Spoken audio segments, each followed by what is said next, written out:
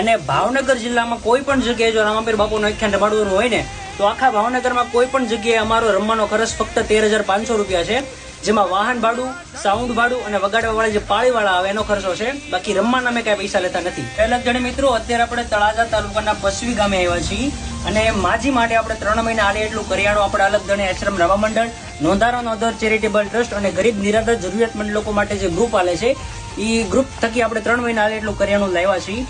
અને અલગ ધણી આશ્રમ રામા મંડળમાં જે કંઈ પણ દાન આવી ગરીબ અને નિરાધાર લોકોને આવી કરિયાણાની સેવા કરવામાં આવે છે, નહીં કે મંદિર બનાવવા માટે.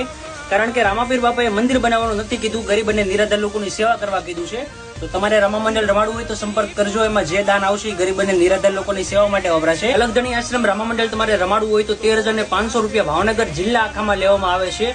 અને એ ખર્ચ અમારો વાહન ભાડું, સાઉન્ડ ભાડું અને જે અમારું વગાડવાળા પાળીવાળા આવે છે એનો ખર્ચ છે. કારણ કે રમવાના અમે કઈ પૈસા નથી લેતા. અમારો જે ખર્ચો થાય છે 13,500 રૂપિયા ભાવનગર જિલ્લા પૂરતી તમારે દેવાના રહેશે. બાકી તમે અમારું રામા મંડળ રમાડશો, એમાં જે આવક આવશે એનાથી આવી ગરીબ અને નિરાધાર લોકોની સેવા કરવામાં આવશે. તો વધુમાં વધુ જરૂરિયાત છે, માટે સાથ અને સહકાર આપજો. સેવાનું કાર્ય છે અને તમારે રામા મંડળ રમાડવું હોય તો અમારો સંપર્ક કરજો.